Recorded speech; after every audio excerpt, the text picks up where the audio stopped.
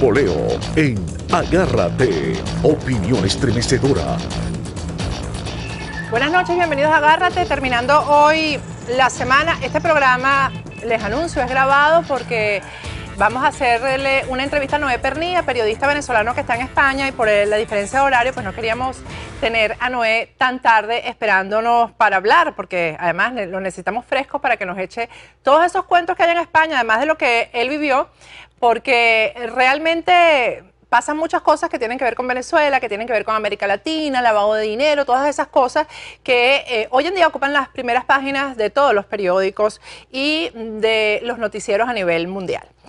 Hoy es el Día Internacional de la Felicidad. Para muchos el dinero es la felicidad, y eso es lo que hemos estado viendo en todas estas informaciones que se han venido publicando y que tienen que ver con funcionarios de diferentes gobiernos, porque lo vemos en todas partes del mundo, pero en este momento los funcionarios del gobierno venezolano son los que están en la palestra de la opinión pública con el tema del lavado de dinero, de corrupción y también de narcotráfico. El Día Internacional de la Felicidad nos hace recordar eso, que a veces algunos tienen dinero y no son felices, y otros dejan de lado la felicidad para obtener el dinero. Y el caso que hemos venido tocando durante estos días y que ayer le dimos especial importancia porque recibimos una carta de un abogado instándonos a retractarnos acerca de las informaciones que hemos venido dando acerca de Gianfranco Rondón, un empresario venezolano que ha sido beneficiado con grandes contratos que están bien en la mira de, por cierto, de algunas personas en Venezuela que están también hablando de que hay que investigar, porque no solamente a él, a una cantidad de estos que llaman boliburgueses, los enchufados, y que se han hecho del dinero de los venezolanos y no lo invierten en Venezuela, sino que se lo traen para acá, para los Estados Unidos, a disfrutarlo. Ayer yo pedí que me enviaran Twitter porque hay algunas ventas que ha hecho Gianfranco Rondón en Venezuela y no sabemos dónde están. GPS, cámaras de seguridad, transportes para los presos, etcétera, etcétera. Y yo recibí una cantidad enorme de Twitter, pero ninguno tenía que ver con eso. Y quiero compartir los Twitter hoy con ustedes. Vamos a poner en pantalla a Javier. Nutriascom es su, @Nutriascom es su cuenta, dice: nunca se instaló ningún GPS a taxis en Caracas, en la única parte que se implementó fue en el Zulia, y lo hizo Manuel Rosales. Mar Enrique, su cuenta es Leonmar1, dice: ¿qué molleja de arrastrar le diste a este chulo buliburgués de Rondón? ¿Cómo hace falta aquí en Venezuela para que le digas a estos enchufados? La Locha 2 dice: te felicito, Pati, en verdad tremendo programa, deberías contrademandar para que no se escape, ¿no? Todavía estamos esperando la demanda. Aníbal Lozada dice: artistas como Lilibet Morillo, Osman Aray, entre otros, trabajan para el sinvergüenza Gianfranco Rondón, disque empresario. Otro Twitter dice: porque hay Oni Productions, que es esa compañía cuyo Twitter ven ustedes ahí en primer lugar, también es una de las empresas de Gianfranco Rondón. Y Oni Productions publica un Twitter que dice: felicidades a Clínicas Colina, que es otra de las empresas de Gianfranco Rondón, y a Gianfranco Rondón 77 por haber cumplido otra meta tan importante, y ahí publican una foto en Instagram, y Sara Fox le responde a Oni Production: apártenle una cama en terapia a Gianfranco Rondón, porque cuando Pati Poleo lo enfrente la tensión se le va a disparar. Otro Twitter que tenemos referente al caso, por cierto, no puedo publicarlos todos porque entonces se me va el programa en eso.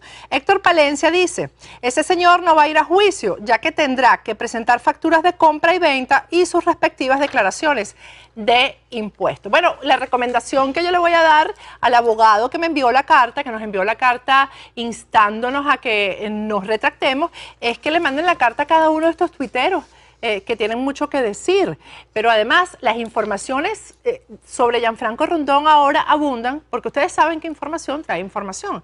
Y cuando uno menciona algo, siempre hay quienes conocen, quienes saben, la gente que nosotros los periodistas llamamos la fuente, pues que nos están inundando los correos electrónicos de información que estamos, por supuesto, verificando. Una de las informaciones se refiere, por cierto, a cómo el ascenso, ¿cómo se podría decir eso?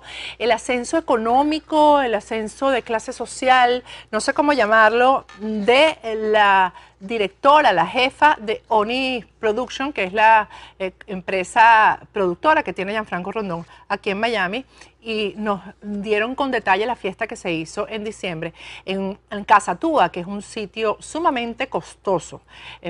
Aquí en Miami la fiesta de Navidad la hizo Onyx Production ahí. Bueno, las informaciones están abundando, les repito, y nosotros simplemente estamos confirmando, verificando, para seguir haciendo lo que tenemos que hacer, que es informar. Y reitero la invitación a Gianfranco Rondón a que venga aquí a los estudios de Doral News TV y tenga una conversación conmigo. Ustedes saben que yo a la gente no la entrevisto, yo converso con los invitados.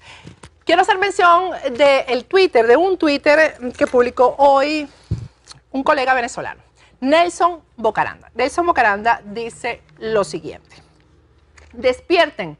No entendemos cómo es que nuestra oposición no haya pedido aquí y en España toda la data de la roja corrupción descubierta. Esto es por los escándalos que están cubriendo las primeras páginas de todos los periódicos en España y que tienen que ver con lo que efectivamente se está descubriendo en la banca española y que tiene que ver con funcionarios venezolanos.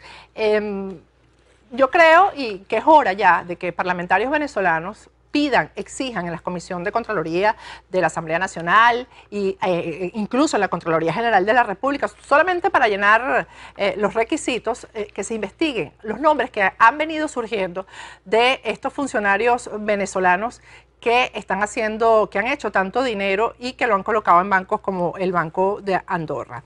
Al regreso vamos a hablar con Noé Pernía sobre lo que le ocurrió cuando se atrevió a preguntarle al embajador de Venezuela en España si hay presos políticos en Venezuela, y también vamos a conversar con este excelente colega de estas cosas que pasan en España y que tienen tanta relación con Venezuela. Ya volvemos con Agárrate.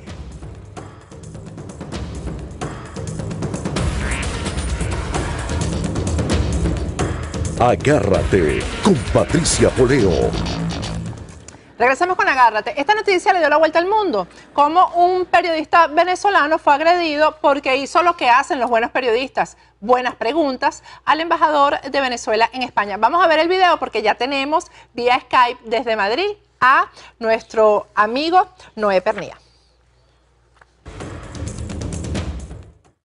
Vamos a seguir usando, como dije, todas las vías pacíficas dentro de la legislación internacional y las leyes del país para decir a viva voz y explicar cómo somos un país democrático que respeta los derechos humanos. Ya lo dije, que no solo con discurso, sino con inversión social, para que la gente tenga acceso a la educación, a la salud, a la vivienda, a la vida digna, y que exigimos el respeto.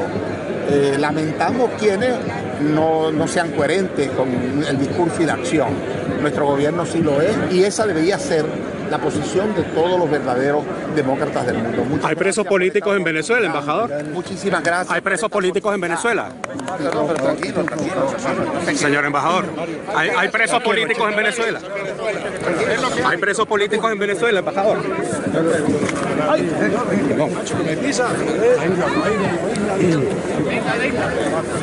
Embajador. Ya, pero tú eres policía, ¿o qué? ¿Sí? No, pero me tienes que estar aislando. Pero no te va a contestar el embajador. No me aísle. Embajador, respeta un poquito. No, pero no me tiene por qué aislar ahí. Quiere hablar ya, ¿vale? Embajador, ¿hay presos políticos en Venezuela, embajador? Embajador, ¿hay presos políticos en Venezuela? ¿Hay presos políticos en Venezuela, embajador? Hay golpistas y terroristas. Embajador, ¿hay presos políticos en Venezuela o no? Hay terroristas. No me aísle, señor. Hay golpistas. Déjeme, estoy ejerciendo mi derecho a ser el periodismo, no me aísle. Señor embajador. Bueno, el periodista que estaba haciendo su trabajo, bien hecho Por supuesto, es Noé Pernía, periodista venezolano, docente, investigador, corresponsal, productor, fue periodista de Radio Caracas Televisión y es editor del blog www.elarcadenoe.tv. Buenas noches, además amigo. Buenas noches, Noé.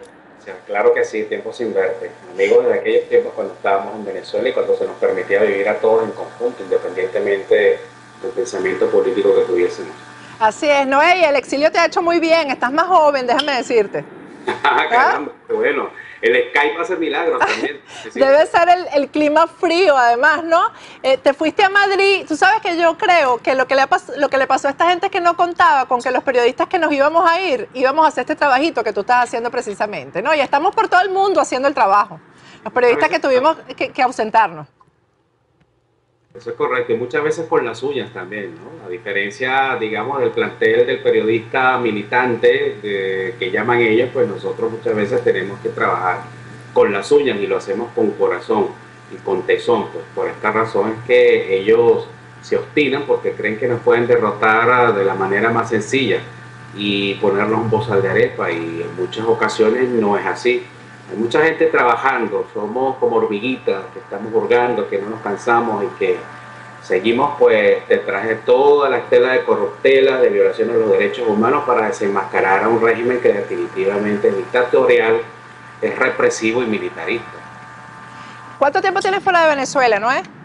10 años. Yo salí en el 2005 de Venezuela, llegué a Italia, estuve viviendo 3 años en Roma, donde estuve estudiando un máster en comunicación social y posteriormente pues me vine a España para hacer un doctorado en la Complutense, y poco a poco pues se me han abierto los caminos en la academia, y en estos momentos estoy como profesor en la Complutense, comenzando desde cero, pues nuevamente, ¿sabes? Haciendo un poco de carrera académica y también practicando el periodismo, porque estoy en una facultad que es la Facultad de Periodismo, y no puedes abandonar nunca el ejercicio periodístico, porque eso es lo que te da tu primera base para poder ser pedagogo, poder transformarte en un buen pedagogo.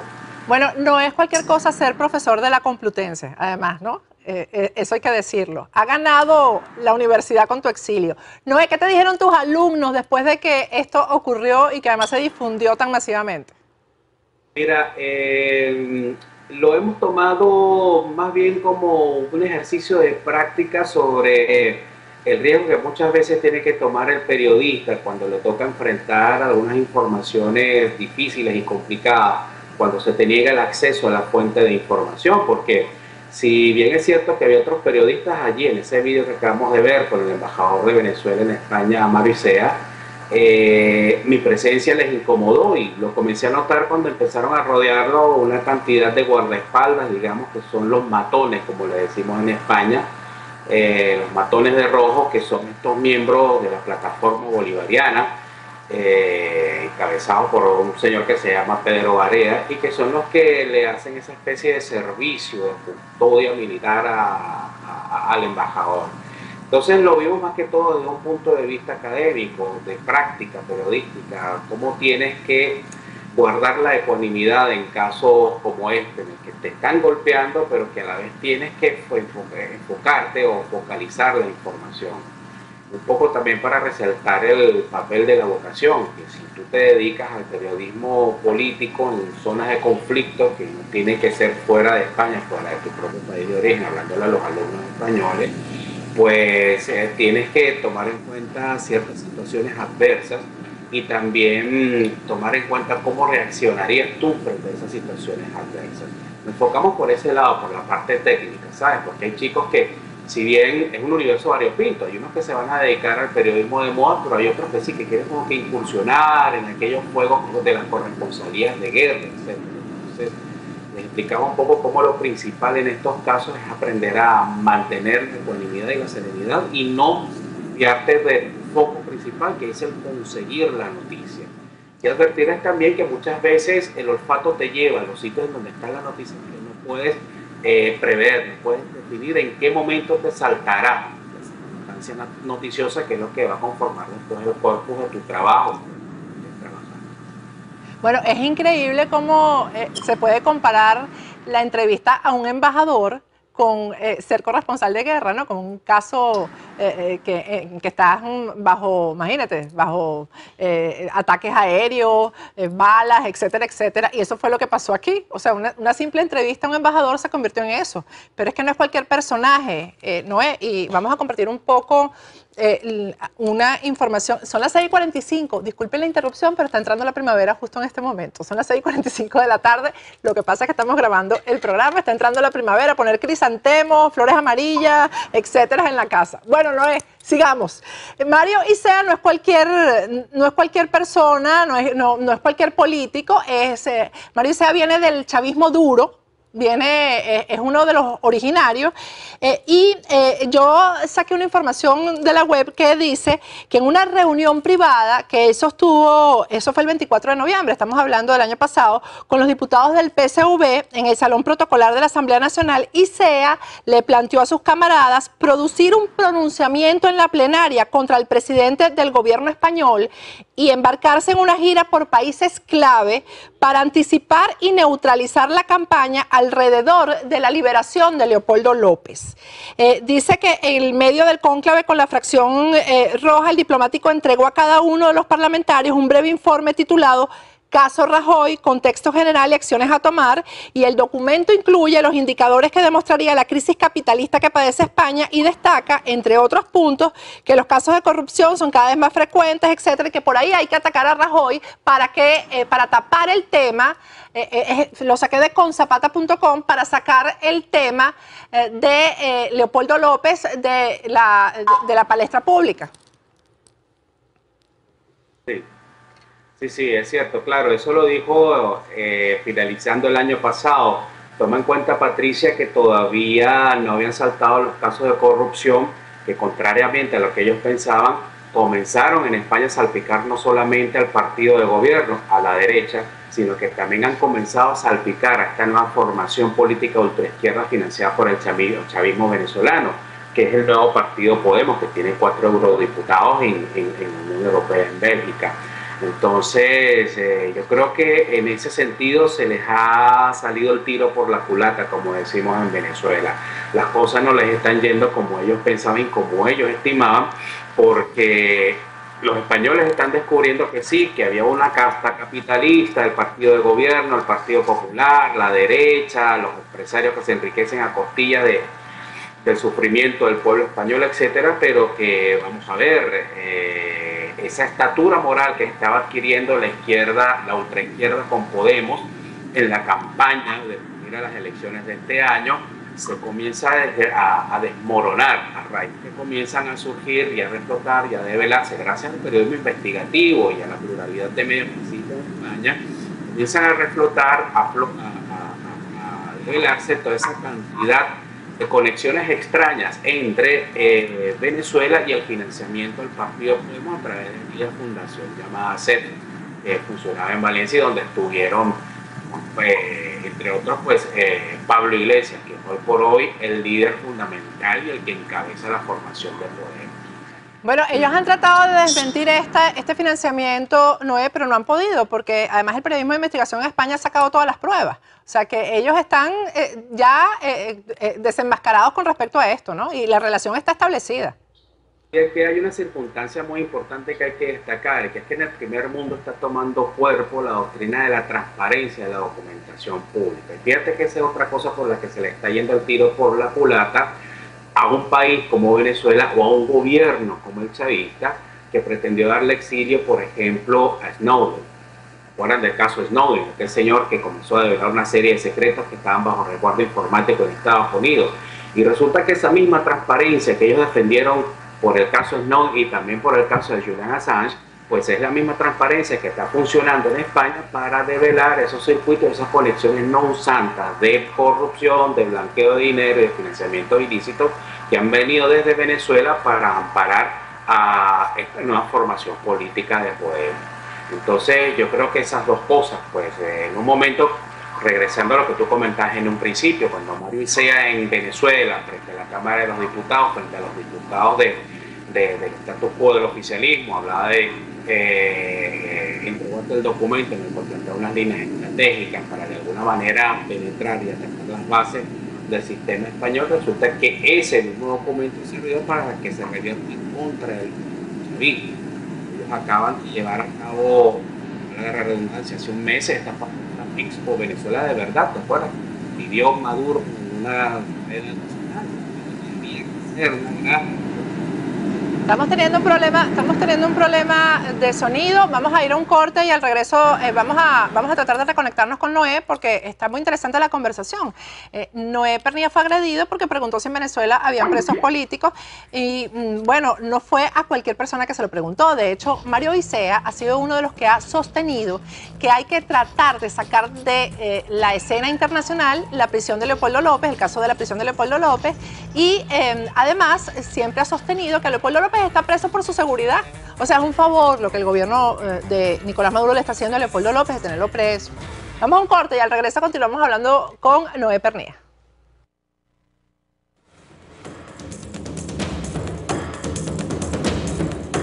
Agárrate con Patricia Poleo. Regresamos con Agárrate, entrando en la primavera. Es la estación del año que más me gusta y tenemos vía Skype desde Madrid a Noé Pernía, periodista venezolano. Estás ahí, Noé, ¿verdad? Ahí estás otra vez. Noé, este tema de... yo leía un Twitter de Nelson Bocaranda al principio del programa, nuestro colega venezolano, ¿no? Que decía que ¿hasta cuándo la oposición iba a esperar? Más o menos eso es lo que dice, de todas maneras, si podemos lo podemos en pantalla. ¿Hasta cuándo la oposición va a esperar para pedir investigación de todos estos escándalos de corrupción que están saliendo en España, lo del Banco de Andorra? Y hoy salió en la primera página del Mundo, periódico español, un artículo que se titula Duro Felguera dio 50 millones a un chavista por asesorarle. Ahí tienen ustedes el tuit de Nelson Bocaranda.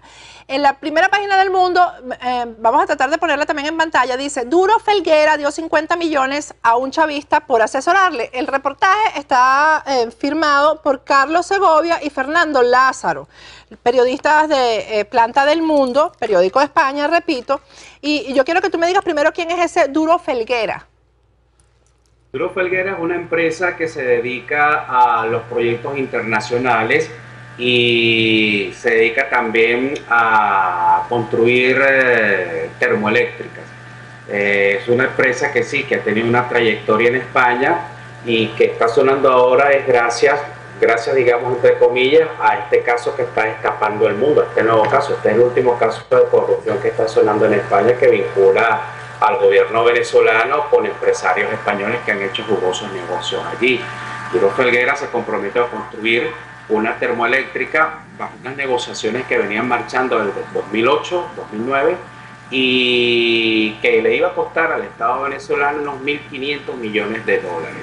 Perdón, de euros. De euros, que eso es lo más grave, ¿no? A cambio de estos 50 millones que se le dio específicamente a Nervis Villalobos, a cambio de eso, Venezuela le iba a otorgar a esta empresa que se llama Duro Felguera, le iba a otorgar un contrato de 1.500 millones de euros.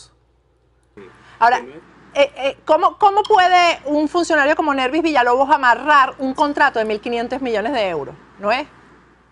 Bueno, es que eso forma parte de las negociaciones y negociaciones entre comillas, porque yo considero que la palabra negociación tiene que ir siempre entre el cauce de la rectitud y lo que es legalmente correcto. Por eso forma parte, vamos a ver, del entramado y las triquiñuelas que hace un empresario corrupto, mejor dicho, ni siquiera un empresario, porque este señor, digamos, no era militar, salió de la cadena militar y fue guardaespaldas de Chávez, fue uno de ellos. Entonces, vamos a este señor Aguilera, entonces vamos a ver, lo que sucede allí es que te conectas con una empresa española, puesto que formas parte del primer anillo de poder de Hugo Chávez, a ese empresario español que quizás está en medio de una crisis, que está viendo cómo merma su contabilidad, pues le interesa en algún momento salirse de los cauces de lo que es una negociación correcta para entablar relaciones no santas con un empresario entre comillas venezolano que le está ofreciendo un contrato jugoso a cambio de que a él le caiga una comisión. Pero es que esta no es la primera vez que sucede. Yo no sé si ustedes se acuerdan del caso de Navantia, que por 5 patrulleras que se estaban construyendo aquí en España, en Venezuela había unos tíos que se estaban enriqueciendo pagando creo que costaron 5 millones de euros en aquel momento, y había 2 o 3 comisionistas del gobierno venezolano que se chuparon por lo menos 2 millones de euros, eso en connivencia con altos funcionarios del Partido Socialista Obrero Español en la época de Zapatero. Acabamos de ver también el caso del sobreprecio en la compra de aceite de oliva por intermedio de este señor, que es un alcalde de la ultraizquierda española, ¿cómo es que se llama? De apellido Gordillo, que es un alcalde de la ultraizquierda española muy polémico porque ha hecho expropiaciones tal cual como las hacía Chávez en Venezuela, y que al estar en Andalucía, que es la zona productora de aceituna y la zona donde se refina el mejor aceite de oliva de España y de Europa, pues con ese señor en Venezuela, de funcionario del alto gobierno venezolano, estaban trazando también conexiones para comprar aceite al doble de precio. Ahí estuvo declarando incluso hasta Bertín Osborne, que lo recordamos en Venezuela porque era cantante, pero porque también forma parte de la familia Osborne, que es la que se dedica a la industria agroalimentaria en España.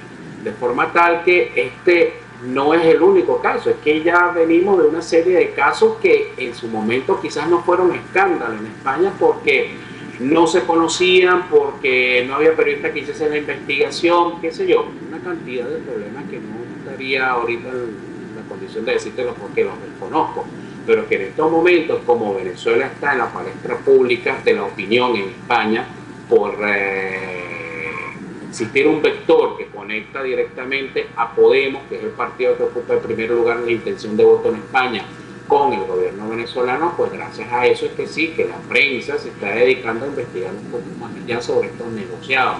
No nos extrañe, Patricia, que pasado mañana venga otra primera plena de un diario, venga otro diario y nos sorprenda con un nuevo caso de corrupción política. Juan Manuel Sánchez Gordillo se llama el alcalde que te comento, que es de la ultraizquierda, que chupó también de esa negociación con sobreprecio del aceite de oliva que le compró Venezuela. Sí, porque para aclarar algunos puntos, por ejemplo, este caso que denuncia hoy El Mundo tiene data del 2008, es decir, Chávez estaba vivo, porque hay quienes salen a decir que cuando Chávez estaba vivo controlaba estas cosas y no las controlaba, Noé. Esto viene, como tú bien lo has dicho, desde atrás. Claro, porque es que la ingeniería financiera es muy difícil. Por más que haya organismos de control y vigilancia, vamos a ver, España es un país ahorita en donde la corrupción es el tema de primer orden, porque sí, porque todos los días se están desvelando casos, y también porque estamos en un momento electoral en donde la izquierda pues ataca a la derecha ataca a la izquierda, y en sí eso es lo que forma un caldo de cultivo muy pugnaz, que sí, que arroja una ventaja, y es que están saliendo a la luz pública todos los casos de corrupción de tirios y troyanos por igual. Entonces, como te decía, la ingeniería financiera es muy difícil, y es en cierto y determinado momento cuando los organismos públicos se comienzan a dar cuenta que las cosas no están funcionando bien, como es el caso de Duro Felguera. Es allí cuando el organismo que se encarga de investigar o de vigilar el transcurso, el recorrido que hacen estos grandes capitales, se da cuenta que aquí está caminando un dinero que no está bajo los registros y control de la vigilancia del Estado español. Es decir, te estoy hablando de que Duro Felguera y estos empresarios, entre comillas, españoles de la oligarquía venezolana, pactaron negocios en donde no había ni siquiera un documento que mediase la seriedad de ese contrato.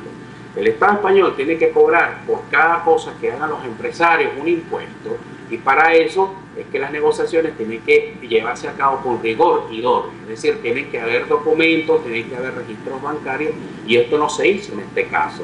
Claro que para descubrir eso la ingeniería financiera toma su tiempo. Y por supuesto, como te decía anteriormente, como estamos en una época electoral de alta pugnacidad en España, pues eso facilita que estos casos de corrupción vayan saliendo a la luz pública. Yo te quería preguntar si esto se está debatiendo solamente en los medios y se está debatiendo solamente a nivel de discurso político, o se está haciendo algo a nivel de justicia en España con respecto a esto. Mira, la justicia está caminando, esto ya tiene una denuncia ante la Fiscalía, y a diferencia de lo que podemos ver en Venezuela, que la justicia está partidizada porque no hay división de poderes, que tenemos un problema en los tribunales porque la gran mayoría de los jueces son interinos, no tienen cargo fijo, pues aquí en España las cosas funcionan de manera distinta. Hay un sistema judicial que, pese a que puede recibir sus críticas, es un sistema judicial que funciona. Es un sistema judicial que te estuvo a punto, porque te puso en el banquillo de los acusados nada más y nada menos que a la infanta Cristina y a su esposo, Margarín. Fue que es un sistema de justicia que desvela todos los guisos que tenía nada más y nada menos que un miembro de la Casa Real. Y es un sistema de justicia que te puso en el banquillo también al partido de gobierno, que a raíz de varios casos de corrupción, como el caso Gürtel o el caso de los sobres que entregaba el señor Bárcenas, que era el administrador del Partido Popular, que se dedicaba a sobornar algunos factores de poder que giran alrededor del Partido Popular. De forma tal que la justicia en España sí funciona, y yo te apuesto y te aseguro que esto va a llegar a buen término, que esto en cualquier momento pues se termina de descubrir, de hablar completamente, y lo que tengan que pagar para que la justicia española termine. Bueno, se develará en España, pero en Venezuela sabemos que eso no llega a nada y que estos bichitos van a seguir actuando en Venezuela. Noé, te quería hacer una pregunta con respecto, regresando nuevamente a lo que te pasó y a la agresión, porque hay uno ahí que grita, uno de los guardaespaldas españoles de Mario Isea, que grita que en Venezuela no hay presos políticos sino terroristas, y yo quisiera saber en qué concepto tienen ellos, por ejemplo, a los etarras que están protegidos en Venezuela. Dos de ellos fueron capturados, por cierto, hace poco, embarcándose en Portugal con pasaportes venezolanos, embarcándose para Venezuela. Esos escoltas que tiene Mario Isea españoles, esos grupos de choque que tiene, ¿qué piensan o sea, si nuestros presos políticos son terroristas, ¿qué son los etarras que están protegidos en Venezuela? Mira, te voy a responder poniéndote el caso de Pablo Iglesias, volviendo al tema de Podemos, que para recordar es un partido político emergente que nace a raíz de 2014, y que en estos momentos, siendo un representante de la ultraizquierda, pues encabeza la intención de voto en España. En el año 2013, si mal no recuerdo, antes de ser la estrella de los medios, que fue en ese momento, Pablo Iglesias publica un Twitter en el cual dice de Juana, hablando de Juana Chao, si bien estoy de acuerdo con lo que hace, Juana Chao es un político respetable, más o menos en esos términos, parafraseando, te lo digo. Entonces, para ellos, terroristas somos nosotros, que quizás jamás ni nunca hemos empuñado un arma ni hemos construido una bomba, pero no ellos, que supuestamente llevan a cabo acciones reivindicando una causa política.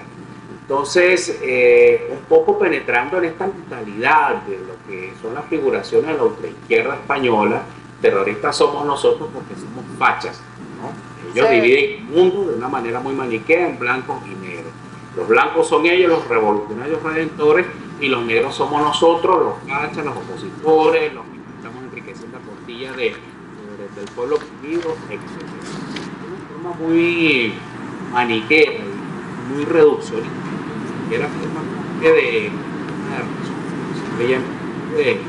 un estado de opinión, de una narrativa que les impone mucha víctima.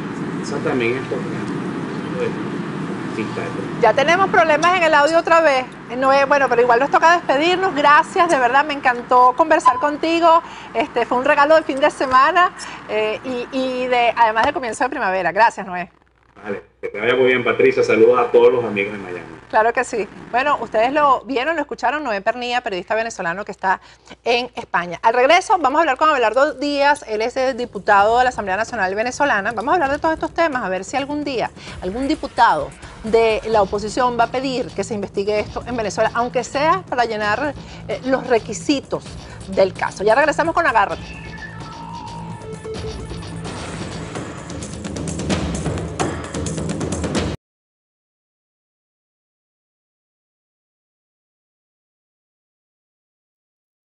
Agárrate con Patricia Poleo.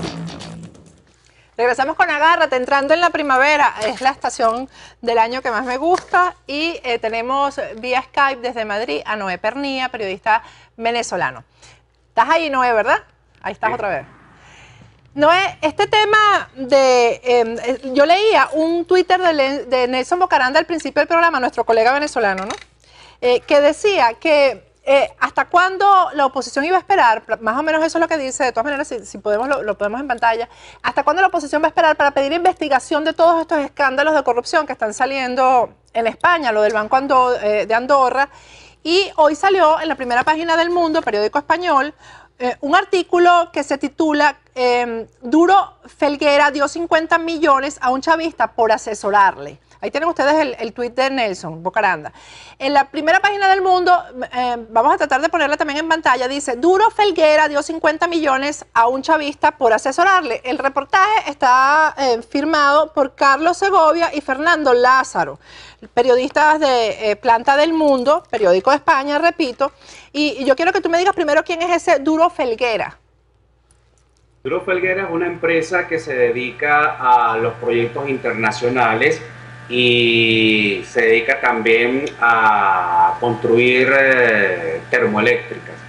Es una empresa que sí, que ha tenido una trayectoria en España y que está sonando ahora es gracias, digamos, entre comillas, a este caso que está destapando el mundo, este nuevo caso. Este es el último caso de corrupción que está sonando en España, que vincula al gobierno venezolano con empresarios españoles que han hecho jugosos negocios allí. Duro Felguera se comprometió a construir una termoeléctrica bajo unas negociaciones que venían marchando desde 2008, 2009 y que le iba a costar al Estado venezolano unos 1.500 millones de dólares.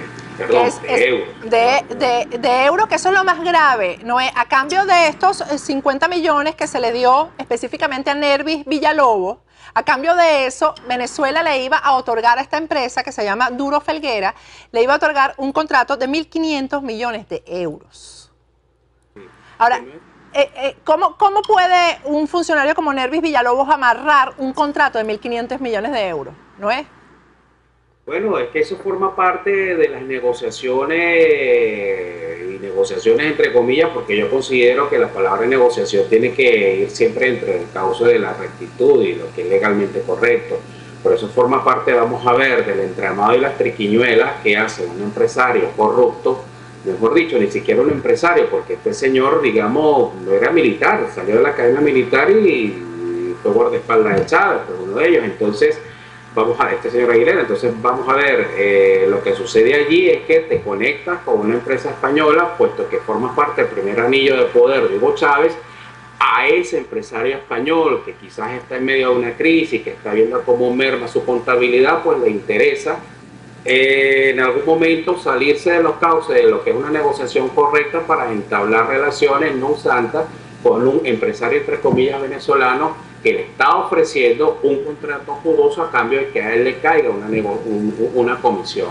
Pero es que esto no es la primera vez que sucede. Yo no sé si ustedes se acuerdan del caso de Navantia, que por 5 patrulleras que se estaban construyendo aquí en España, en Venezuela había unos tíos que se estaban enriqueciendo pagando, creo que costaron 5 millones de euros en aquel momento, y había 2 o 3 comisionistas del gobierno venezolano que se chuparon por lo menos 2 millones de euros, eso en connivencia con altos funcionarios del Partido Socialista Obrero Español en la época de Zapatero. Acabamos de ver también el caso del sobreprecio y la compra de aceite de oliva por intermedio de este señor, que es un alcalde de la ultraizquierda española, ¿cómo es que se llama? De apellido Gordillo, que es un alcalde de la ultraizquierda española muy polémico porque ha hecho expropiaciones tal cual como las hacía Chávez en Venezuela, y que al estar en Andalucía, que es la zona productora de aceituna y la zona donde se refina el mejor aceite de oliva de España y de Europa, pues con ese señor en Venezuela, de funcionario del alto gobierno venezolano, estaban trazando también conexiones para comprar aceite al doble de precio. Ahí estuvo declarando incluso hasta Bertín Osborne, que lo recordamos en Venezuela porque era cantante, pero porque también forma parte de la familia Osborne, que es la que se dedica a la industria agroalimentaria en España. De forma tal que este no es el único caso, es que ya venimos de una serie de casos que en su momento quizás no fueron escándalo en España porque no se conocían, porque no había periodistas que hiciesen la investigación, qué sé yo, una cantidad de problemas que no estaría ahorita en la condición de decírtelo porque los desconozco, pero que en estos momentos, como Venezuela está en la palestra pública de la opinión en España por existir un vector que conecta directamente a Podemos, que es el partido que ocupa el primer lugar en la intención de voto en España, con el gobierno venezolano, pues gracias a eso es que sí, que la prensa se está dedicando a investigar un poco más allá sobre estos negociados. No nos extrañe, Patricia, que pasado mañana venga otra primera plena de un día o venga otro día y nos sorprenda con un nuevo caso de corrupción política. Juan Manuel Sánchez Gordillo se llama el alcalde que te comento, que es de la ultraizquierda, que chupó también de esa negociación con sobreprecio del aceite de oliva que le compró Venezuela. Sí, porque para aclarar algunos puntos, por ejemplo, este caso que denuncia hoy El Mundo tiene data del 2008, es decir, Chávez estaba vivo, porque hay quienes salen a decir que cuando Chávez estaba vivo controlaba estas cosas y no las controlaba, Noé. Esto viene, como tú bien lo has dicho, desde atrás. Claro, porque es que la ingeniería financiera es muy difícil. Por más que haya organismos de control y vigilancia, vamos a ver, España es un país ahorita en donde la corrupción es el tema de primer orden, porque sí, porque todos los días se están desvelando casos y también porque estamos en un momento electoral en donde la izquierda pues ataca a la derecha ataca a la izquierda, y en sí eso es lo que forma un caldo de cultivo muy pugnaz, que sí, que arroja una ventaja, y es que están reflotando, están saliendo a la luz pública todos los casos de corrupción de tirios y troyanos por igual. Entonces, como te decía, la ingeniería financiera es muy difícil, y es en ciertos y determinados momentos cuando los organismos públicos se comienzan a dar cuenta que las cosas no están funcionando bien, como es el caso de Duro Felguera. Es allí cuando el organismo que se encarga de investigar o de vigilar el transcurso, el recorrido que hacen estos grandes capitales, se da cuenta que aquí está caminando un dinero que no está bajo los registros y control de la vigilancia del Estado español. Es decir, te estoy hablando de que Duro Felguera y estos empresarios, entre comillas, españoles de la oligarquía venezolana, pactaron negocios en donde no había ni siquiera un documento que mediase la seriedad de ese contrato.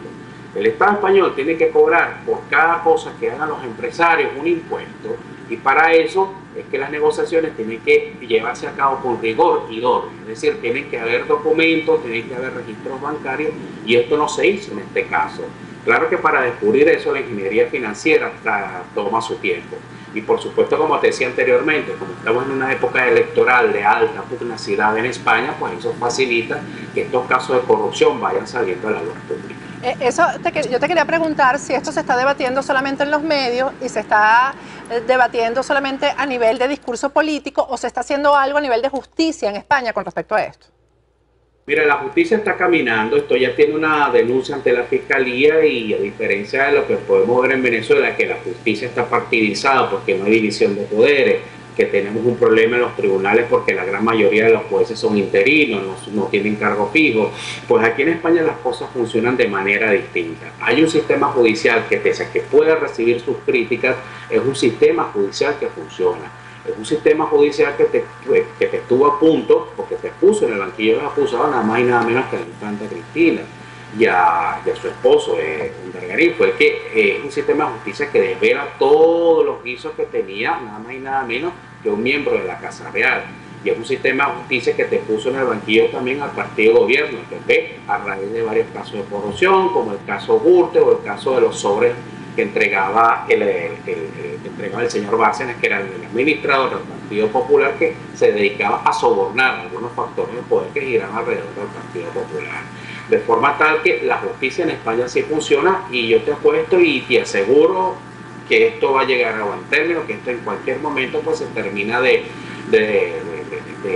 descubrir, de hablar completamente, y de lo que tengan que pagar para que la justicia española termine. Bueno, se develará en España, pero en Venezuela sabemos que eso no llega a nada y que estos bichitos van a seguir actuando en Venezuela. Noé, te quería hacer una pregunta con respecto, regresando nuevamente a lo que te pasó y a la agresión, porque hay uno ahí que grita, uno de los guardaespaldas españoles de Mario Isea, que grita que en Venezuela no hay presos políticos sino terroristas, y yo quisiera saber en qué concepto tienen ellos, por ejemplo, a los etarras que están protegidos en Venezuela. Dos de ellos fueron capturados, por cierto, hace poco, embarcándose en Portugal con pasaportes venezolanos, embarcándose para Venezuela. Esos escoltas que tiene Mario Isea españoles, esos grupos de choque que tiene, ¿qué piensan o sea, si nuestros presos políticos son terroristas, ¿qué son los etarras que están protegidos en Venezuela? Mira, te voy a responder poniéndote el caso de Pablo Iglesias, volviendo al tema de Podemos, que para recordar es un partido político emergente que nace a raíz de 2014, perdón, y que en estos momentos, siendo un representante de la otra izquierda, pues encabeza la intención de voto en España. En el año 2013, si mal no recuerdo, antes de ser la estrella de los medios, que fue en ese momento, Pablo Iglesias publica un Twitter en el cual dice de Juana, hablando de Juana Chao, si bien estoy de acuerdo con lo que hace, Juana Chao es un político respetable, más o menos en esos términos, parafraseando. Entonces, para ellos, terroristas, somos nosotros, que quizás jamás ni nunca hemos empuñado un arma ni hemos construido una bomba, pero no ellos, que supuestamente llevan a cabo acciones reivindicando una causa política. Entonces, un poco penetrando en esta mentalidad de lo que son las figuraciones de la ultraizquierda española, terroristas somos nosotros porque somos fachas, ¿no? Ellos dividen el mundo de una manera muy maniquea en blancos y negros. Los blancos son ellos, los revolucionarios redentores, y los negros somos nosotros, los fachas, los opositores, los que estamos enriqueciendo la tortilla del pueblo oprimido, etc. De una forma muy maniquea, muy reduccionista, que era forma de un estado de opinión, una narrativa que les impone mucha vista. Eso también es Ya tenemos problemas en el audio otra vez. Bueno, pero igual nos toca despedirnos. Gracias, de verdad, me encantó conversar contigo. Fue un regalo del fin de semana y además del comienzo de primavera. Gracias, Noé. Vale, que te vaya muy bien, Patricia. Saludos a todos los amigos de Miami. Claro que sí. Bueno, ustedes lo vieron, lo escucharon. Noé Pernilla, periodista venezolano que está en España. Al regreso vamos a hablar con Abelardo Díaz. Él es el diputado de la Asamblea Nacional Venezolana. Vamos a hablar de todos estos temas, a ver si algún día algún diputado de la oposición va a pedir que se investigue esto en Venezuela, aunque sea para llenar los requisitos del caso. Ya regresamos con Agárrate.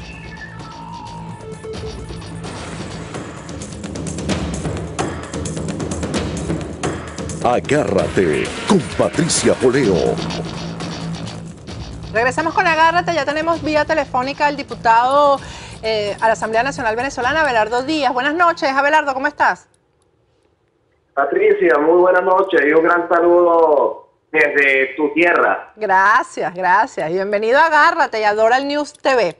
Abelardo, estaba comentando un Twitter de Nelson Bocaranda al principio del programa, donde él decía, no entendemos, dice el Twitter, cómo es que nuestra oposición no haya pedido aquí, es decir, en Venezuela y en España, toda la data de la roja corrupción descubierta. ¿Qué pasa que la oposición en Venezuela, tú eres miembro de la Comisión de Contraloría, creo, y qué pasa que no se pide investigar todos estos casos que se denuncian con pruebas, con sustentos y no pasa nada? Patricia, mira, sí lo hemos hecho. Lo que pasa es que lamentablemente tenemos instituciones que están completamente arrodilladas y que obedecen completamente a los designios del poder ejecutivo. Igualmente, en la comisión de la cual formo parte, hace aproximadamente 15 días, yo solicité una investigación sobre lo que son los fondos venezolanos en la banca suiza. Bueno, y la respuesta de la bancada oficialista allí fue sencillamente negar esa investigación. Sin embargo, pues nosotros hemos seguido denunciando algunos hechos y en este caso actualmente, Patricia, estamos realizando una investigación muy seria sobre los entornos comerciales de todos estos funcionarios, de todos estos altos funcionarios del gobierno de Nicolás Maduro Moro, que aparecen sancionados en las distintas listas en los Estados Unidos. Y bueno, mira, hemos encontrado de verdad hechos que asombran mucho. Hemos encontrado empresas, hemos encontrado algunos empresarios que han realizado transacciones, contratos onerosos muy altos, prácticamente con todos estos funcionarios rojos que están en la lista de los sancionados de los Estados Unidos. Bueno, y eso nos llama la atención, ¿no? En los próximos días vamos a solicitar una investigación formal para que se nos diga y para que se nos muestre, que nos revise cómo se han dado todos estos procesos licitatorios de estos contratos tan altos, de cuantías tan altas en diversos rubros de empresarios que parecen pulpos, ¿no? Parecen pulpos porque son los que contratan con todos estos ministros, con el vicepresidente, que contratan con toda esta gente que están ligados a las listas de los Estados Unidos y que, bueno, vemos que logran de manera muy sencilla y muy fácil altas contrataciones con el Poder Ejecutivo Nacional y en especial con estos ciudadanos que están inmersos en las listas de sancionados de los Estados Unidos.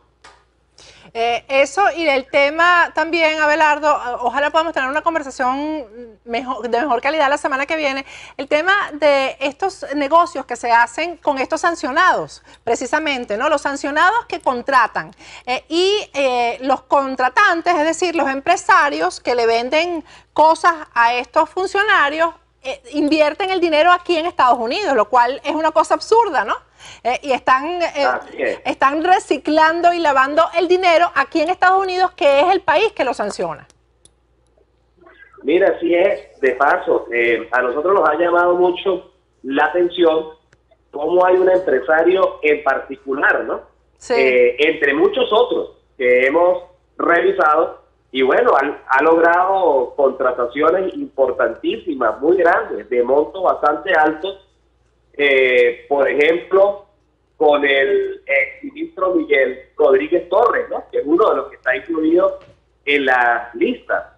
Bueno, en este caso para la adquisición de miles de dispositivos GPS a través de la empresa móvil Venezuela para la Policía Nacional, para la dotación de laboratorios de investigaciones criminalísticas, para la dotación de transporte, para el traslado de presos y bueno, y muchos otros negocios, ¿no? Pero ese mismo empresario de apellido Rondón también vemos que ha tenido contratos importantísimos de grandes sumas con el general Néstor Reverol, que está también incluido en las listas, bueno, por contrataciones de equipos satelitales para el Ministerio del Interior y también para la Guardia Nacional.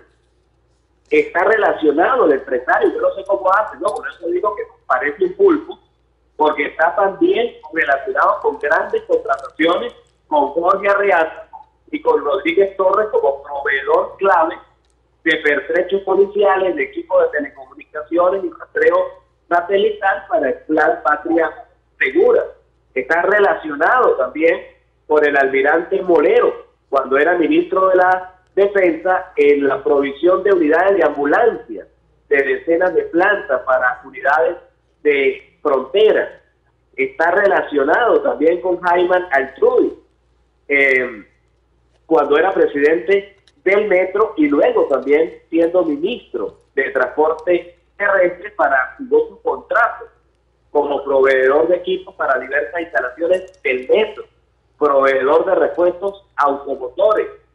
En fin, bueno, o sea, vemos que esta empresa que también está relacionada con la administración del gobierno regional que dirige Adán Chávez Frías en el estado Barinas.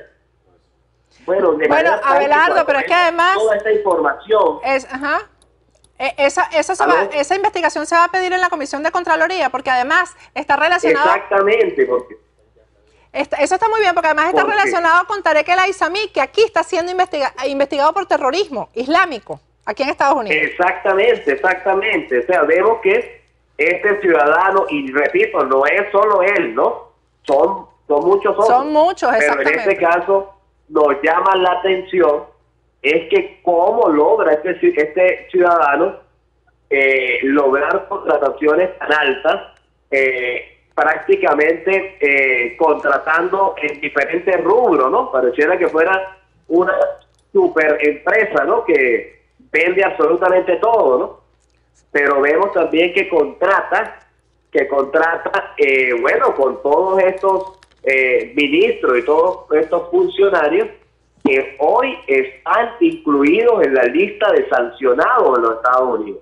O sea, vemos que hay esta situación que nos alarma, ¿no? O sea, ¿cómo es posible que empresas de este tipo pues logren contrataciones tan altas con gente que está cuestionada, con gente que está siendo investigada en estas listas de los Estados Unidos?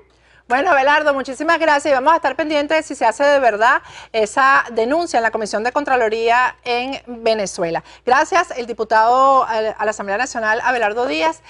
Tengo que agradecerles antes de despedirme a las chicas de Magas, que son diseñadoras, por haberme traído este regalo el día de hoy que estoy luciendo, y está acompañado con la Divina Pastora, que es la patrona del Estado Lara en Venezuela. Me despido hasta el lunes, muchísimas gracias.